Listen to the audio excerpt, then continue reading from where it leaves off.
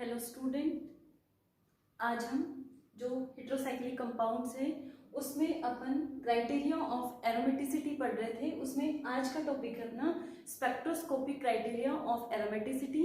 इसमें अपने सिलेबस में है रिंग करंट और केमिकल शिफ्ट। उनके बारे में हम डिटेल से देखेंगे। अब सबसे पहले देखो, अपन करते हैं रिंग करंट। रिंग करंट ये कौन सी स्पेक्ट्रोस्कोपी में पढ़ेंगे अपन? एनएमआर स्पेक्ट्रोस्कोपी या प्रोटॉन स्पेक्ट्रोस्कोपी। अब देखो, जो पाई इलेक्ट्रॉनिक सिस्टम है, जिस तरीके से अपना बेंजीन रिंग है, ये बेंजीन रिंग है, प्रत्येक कार्बन पे एक अनहाइब्रिड पी ऑर्बिटल,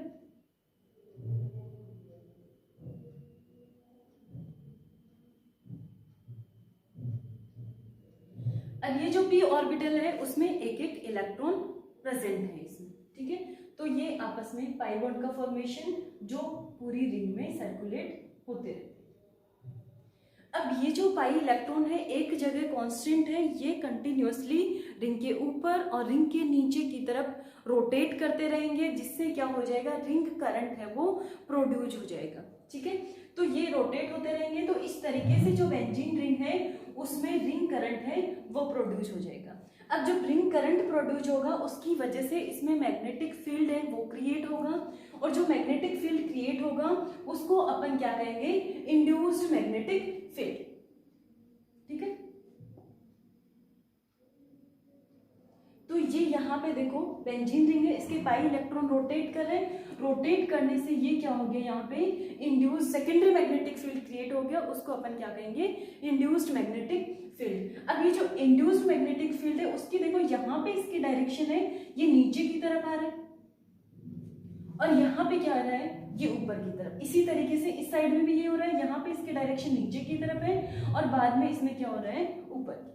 तो ये अपना हो गया इंड्यूस मैग्नेटिक फील्ड। किसकी वजह से हुआ है, प्रोटॉन की रोटेशन से, या जो पाई इलेक्ट्रॉन है उनकी रोटेशन से जो रिंग करंट प्रोड्यूस हुआ उससे जो सेकेंडरी मैग्नेटिक फील्ड है वो क्रिएट, ठीक है। अब ये यहाँ पे है अप्लाइड मैग्नेटिक फील्ड। अब इसका एनएमआर स्पेक्ट्रा लेने के लिए अपन बाहर से मैग्नेटिक फील्ड लगाएंगे, बाहर वाले मैग्नेटिक फील्ड को अपन क्या कहेंगे, यहाँ पे अप्लाइड मैग्नेटिक फील्ड। अब ये इंड्यूस्ड मैग्नेटिक फील्ड है, और बाहर से अपन इस डायरेक्शन में क्या लगा रहे हैं, यहाँ पे अप्लाइड मैग्नेटिक फील्ड। अब यहाँ पे देखो, सेंटर में देखो, यहाँ पे जो इंड्यूस्ड मैग्नेटिक फील्ड है और जो अप्लाइड मैग्नेटिक फील्ड है वो दोनों एक दूसरे के अपोजिट हैं। एक दूसरे के अपोजिट हैं तो मैग्नेट, जब एक दूसरे के मैग्नेटिक फील्ड एक दूसरे के अपोजिट होंगे तो क्या कर देंगे, एक दूसरे को कैंसिल कर देंगे।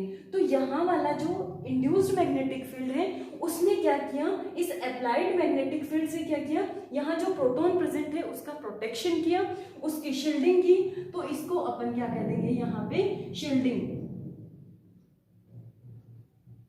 तो शील्डिंग कहाँ पे अपन को होगी, शील्डिंग जहां पे इंड्यूस्ड मैग्नेटिक फील्ड और जो अप्लाइड मैग्नेटिक फील्ड दोनों की डायरेक्शन अपोजिट होगी, वहां पे अपन को क्या मिलेगा, शील्डिंग मिलेगी। और यहाँ पे शील्डिंग जहां होगी वहां पे सिग्नल कौन से फील्ड में मिलेगा अपन को, अप फील्ड। अप फील्ड यानी लो डेल वैल्यू। जो एनएमआर सिग्नल पढ़ चुके हैं अपन, एमएससी में भी है आपके और बीएससी फाइनल ईयर में पढ़ चुके हैं कि जो एनएमआर स्केल है उसमें सिग्नल एक डेल वैल्यू में लिया जाता है, एक टो वैल्यू में लिया जाता है। तो अप फील्ड में डेल की वैल्यू क्या होती है, लो होगी। तो यहाँ पे बीच वाले रीजन में शील्डिंग हो रही है, शील्डिंग यानी सिग्नल हमें मिलेगा अप फील्ड में। इस प्रोटॉन का स्पेक्ट्रा लेने के लिए हमें बाहर से और ज्यादा फील्ड लगाने की जरूरत पड़ेगी, यानी अप फील्ड में सिग्नल मिलेगा, और यहाँ पे डेल की वैल्यू क्या होगी, यहाँ पे लो होगी, ठीक है।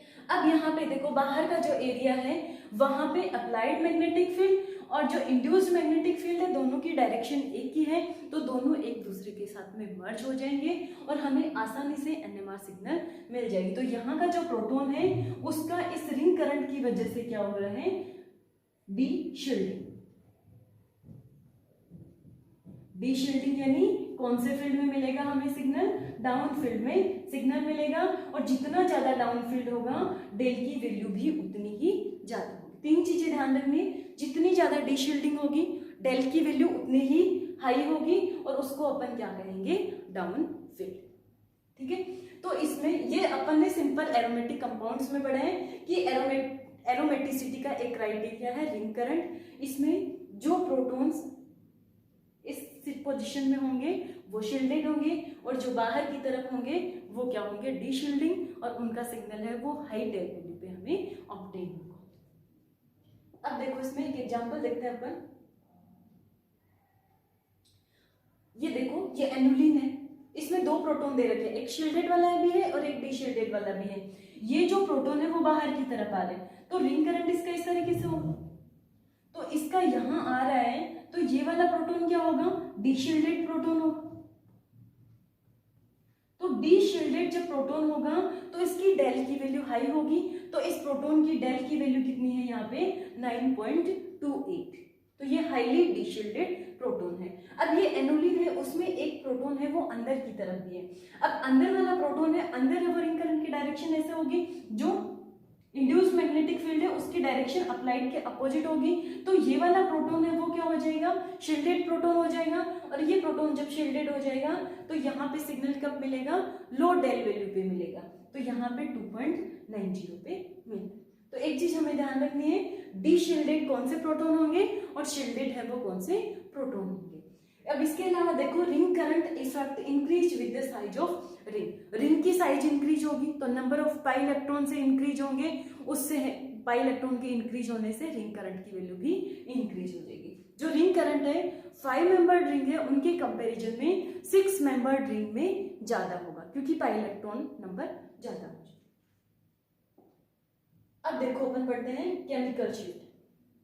केमिकल शिफ्ट क्या मेजर करता है, केमिकल शिफ्ट वैल्यू से हमें पता चलता है कि कोई भी प्रोटॉन है वो कितना शील्डेड है और कितना डीशील्डेड। The value of chemical shift depend on the electron density at a ring carbon to which hydrogen is bonded. Hydrogen जहां पे बॉन्डेड है वहां पे उस कार्बन की इलेक्ट्रॉन डेंसिटी कैसी है इस पे डिपेंड करता है।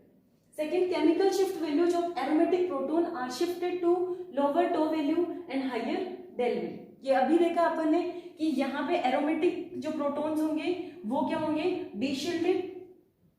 डीशील्डेड यानी इनके डेल की वैल्यू ज्यादा होगी, और दूसरी स्केल है टो स्केल, तो जहां पे डेल की वैल्यू ज्यादा होगी वहां पे टो की वैल्यू क्या हो जाएगी, कम हो जाएगी। तो एरोमेटिक प्रोटॉन्स डीशील्डेड होते हैं तो डेल की हाई वैल्यू होती है और टो की वैल्यू क्या होगी यहाँ पे कम होगी। जो बेंजीन है उसमें डेल की वैल्यू कितनी होती है 7.24 ppm। Chemical shift values affected by hetero atom. किसी भी रिंग में अगर हेटेरो एटम प्रेजेंट है तो कार्बन के अलावा डिफरेंट एटम आ गया, उससे भी केमिकल शिफ्ट की वैल्यू है वो चेंज हो जाती है, और कितने number of hetero atom add कर रहे हैं उससे भी इसकी वैल्यू चेंज हो जाती है। अब देखो 6 मेंबर्ड एरोमेटिक हेटेरोसाइकल्स। अपन ने ये बेंजीन रिंग है, अब बेंजीन में किसी भी एक कार्बन को अपन ने हेटेरो एटम से रिप्लेस कर दिया, X यहाँ पे X है वो नाइट्रोजन हो सकता है, ऑक्सीजन हो सकता है या फिर सल्फर हो सकता है, तब इसमें केमिकल शिफ्ट की वैल्यू में क्या चेंजेस अपन ऑब्जर्व करेंगे। तो इसमें सबसे पहले देखो, due to aromatic ring current benzene ring causes deshielding effect. Ring current की वजह से बेंजीन रिंग में डीशील्डिंग इफेक्ट होता है और इसका लोअर फील्ड में 7.24 ppm पे केमिकल शिफ्ट हमें मिलेगी। Inclusion of heteroatom in benzene ring, यानी बेंजीन रिंग में कार्बन की जगह पे क्या आ गया, heteroatom causes a strong deshielding effect on a hydrogen because of high electronegativity. ठीक है, अब यहाँ पे देखो क्या हुआ, हेटेरो एटम इंट्रोड्यूस कर दिया, तो ये हेटेरो एटम क्या करेगा, यहाँ पे इलेक्ट्रॉन डेंसिटी रिड्यूस करेगा, इसकी इलेक्ट्रोनेगेटिविटी ज्यादा होगी तो यहाँ पे इलेक्ट्रॉन डेंसिटी क्या हो जाएगी, कम हो जाएगी, और इलेक्ट्रॉन डेंसिटी कम हो जाएगी मींस वहां पे क्या हो जाएगी, डीशील्डिंग, जो डेल की वैल्यू है और ज्यादा हाई पे बढ़ जाएगी। फर्दर इंट्रोडक्शन, यानी और ज्यादा हेटेरो एटम अपन इंट्रोड्यूस कर रहे हैं तो डेल की वैल्यू है और ज्यादा डीशील्डेड हो जाती है। अब इसमें देखो कुछ एग्जांपल्स देखते हैं अपन। 6 मेंबर्ड हेटेरोसाइकल्स हैं, उनके NMR सिग्नल है उसकी वैल्यू। सबसे पहले अपन ने बेंजीन के ऑल 6 प्रोटॉन है वो सिमिलर है, तो सबकी डेल की वैल्यू है वो एक जैसी होगी, 7.24 7.24 7.24 सब में एक जैसी होगी। अब ये देखो है यहाँ पे पायरिडिन, यानी बेंजीन में एक नाइट्रोजन आया है यहाँ पे। अब नाइट्रोजन है वो सबसे ज्यादा इलेक्ट्रॉन डेंसिटी रिड्यूस कौन से कार्बन पे करेगा, जो इसके साथ में डायरेक्टली अटैच है। तो डायरेक्टली अटैच कौन से हो गए, ये 2, 3, 4, 5 और 6। 2 और 6 है उन पे सिमिलर इफेक्ट होगा, और जो 3 और 5 है उन पे सिमिलर इफेक्ट होगा। तो 2 और 6 है उस पे ज्यादा इफेक्ट होगा इलेक्ट्रोनेगेटिविटी का। तो सबसे ज्यादा डिशिल्डेड कौन से प्रोटॉन होंगे, प्रोटॉन नंबर 2 और प्रोटॉन नंबर 6 है वो सबसे ज्यादा डिशिल्डेड है। तो 2 की भी वैल्यू 8.52 है, और जो प्रोटॉन 6 है उसकी वैल्यू भी कितनी होगी, 8.52। अब यहाँ पे देखो ये है इसकी मेटा पोजीशन। मेटा पोजीशन पे रेजोनेंस वर्क नहीं करता, रेजोनेंस और कौन सी पोजीशन पे वर्क करेगा, पैरा पोजीशन पे। तो सब फिर सेकंड हाईएस्ट जहां पे डिशिल्डिंग होगी वो कौन सी, पैरा पोजीशन होगी, यानी प्रोटॉन 4 होगा।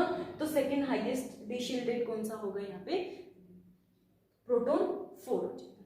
फिर उसके बाद में 3 और 5 है, ये दोनों सिमिलर होंगे, इसकी कितनी होगी 7.16, 7.16।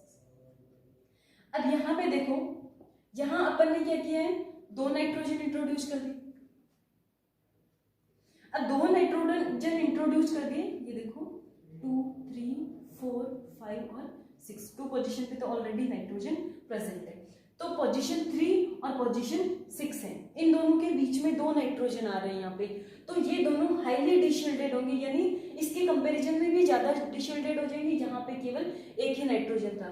यहाँ पे कितनी थी 8.52, और यहाँ पे वैल्यू कितनी हो जाएगी, यहाँ पे 9.17, 9.17, क्योंकि 2 नाइट्रोजन ज्यादा इलेक्ट्रोनेगेटिव हो गए, ज्यादा इलेक्ट्रॉन डेफिशिएंट करेंगे। और 4 और 5 इन पे इफेक्ट कम होगा, तो इसमें वैल्यू कितनी होगी 7.5 to 7.5।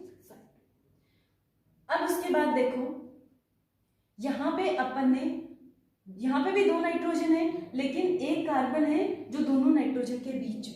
तो दोनों के बीच यहाँ तो जो कार्बन था देखो डायरेक्टली केवल एक ही नाइट्रोजन से अटैच था, और यहाँ जो कार्बन है उसके दोनों साइड में नाइट्रोजन है, यानी दोनों का इफेक्ट होगा।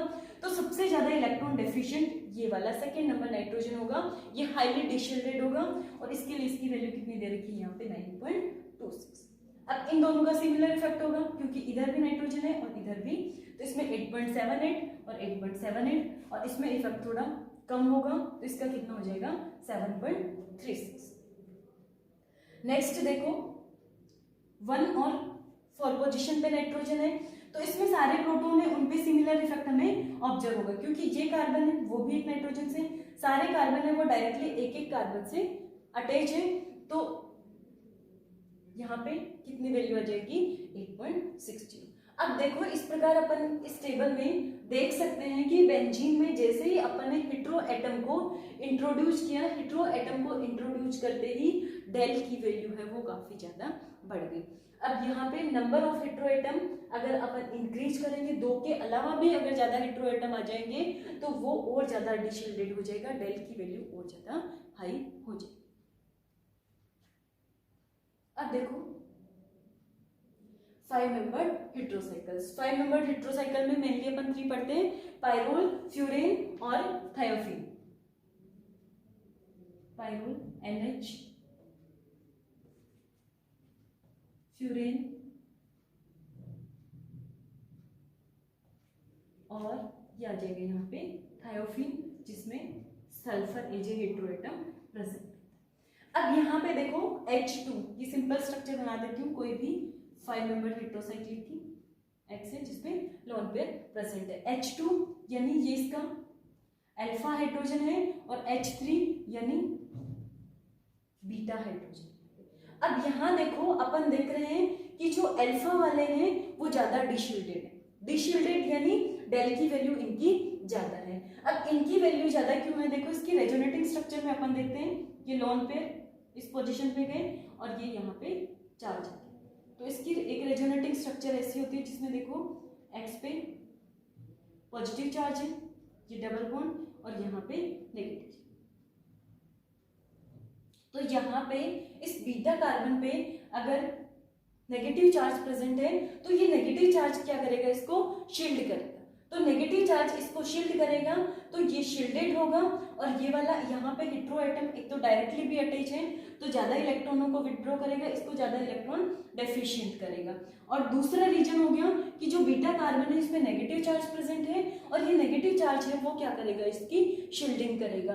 तो H3 है वो शील्डेड होंगे, और H2 है वो H3 के कंपैरिजन में क्या होंगे, डीशील्डेड होंगे। तो अपन ने एक कंपैरिजन देख लिया कि अल्फा है वो डीशील्डेड होगा, किसके कंपैरिजन में, बीटा हाइड्रोजन के कंपैरिजन। फिर अपन तीनों की कंपैरेटिव वैल्यू देखते हैं कि पायरोल, फ्यूरेन और थायोफिन, इन तीनों में से कंपैरेटिवली कौन ज्यादा शील्डेड होगा और कौन ज्यादा डीशील्डेड होगा। अब इसमें देखो तीनों में से इलेक्ट्रोनेगेटिविटी किसकी ज्यादा होगी, ऑक्सीजन की। ऑक्सीजन की इलेक्ट्रोनेगेटिविटी ज्यादा है, तो ऑक्सीजन क्या करेगा, ज्यादा से ज्यादा इलेक्ट्रॉनों को अपनी तरफ आकर्षित करेगा, रिंग को इलेक्ट्रॉन डेफिशिएंट करेगा, और जितनी ज्यादा इलेक्ट्रॉन डेफिशिएंट रिंग होगी वो उतनी ज्यादा क्या होगी, डीशील्डेड होगी। तो यहाँ पे इन तीनों में कंपैरेटिवली सबसे ज्यादा डीशील्डेड कौन होगा, फ्यूरेन। ठीक है, अब यहाँ पे अपने पास में बच गए एक पायरोल आ गया और दूसरा कौन सा आ गया यहाँ पे, थायोफिन। तो पायरोल और थायोफिन में क्या होता है, यहाँ पे इलेक्ट्रोनेगेटिविटी वाला फैक्टर काम नहीं करता। यहाँ पे जो सल्फर है, सल्फर में डी ऑर्बिटल्स प्रेजेंट है, तो सल्फर के डी ऑर्बिटल्स और इसकी लार्ज साइज होने के कारण यहाँ पे क्या डी पाई पी पाई बॉन्ड बन जाएगा। डी पाई पी पाई बॉन्ड बनने के कारण जहां कार्बन कार्बन बॉन्ड है उसका फिक्सेशन हो जाएगा। बॉन्ड फिक्सेशन होने की वजह से क्या होगा, नंबर ऑफ पाई इलेक्ट्रॉन बढ़ जाएंगे, तो नंबर ऑफ पाई इलेक्ट्रॉन बढ़ेंगे तो क्या हो जाएगा, रिंग करंट की वैल्यू बढ़ जाएगी, और रिंग करंट जितना ज्यादा होगा उतनी ही ज्यादा क्या हो जाएगी, इसमें डीशील्डिंग हो जाएगी। तो पायरोल के कंपैरिजन में कौन ज्यादा डीशील्डेड होगा, यहाँ पे थायोफिन होगा। ठीक है, तो सबसे ज्यादा डीशील्डेड कौन होगा, फ्यूरेन होगा। फ्यूरेन के बाद में डीशील्डेड कौन होगा, थायोफिन, और थायोफिन के बाद में डीशील्डेड होगा पायरोल। ठीक है, तो यहाँ पे फ्यूरेन और थायोफिन में रीजन कौन सा देना है, हमें इलेक्ट्रोनेगेटिविटी का देना है। ऑक्सीजन की इलेक्ट्रोनेगेटिविटी ज्यादा होने से ये रिंग को ज्यादा इलेक्ट्रॉन डेफिशिएंट बनाएगा, तो इलेक्ट्रॉन डेफिशिएंट होगा तो वो डीशील्डेड ज्यादा होगा और डेल की हाई वैल्यू हमें मिलेगी। अब यहाँ पे देखो थायोफिन, थायोफिन में क्या होगा, डी ऑर्बिटल प्रेजेंट होने के कारण यहाँ कार्बन कार्बन बॉन्ड फिक्सेशन हो जाएगा, रिंग करंट है उसकी वैल्यू बढ़ जाएगी, रिंग करंट बढ़ जाएगा तो इसमें डीशील्डिंग की वैल्यू भी बढ़ जाएगी। और सबसे कम डीशील्डिंग किसमें होगी, यहाँ पे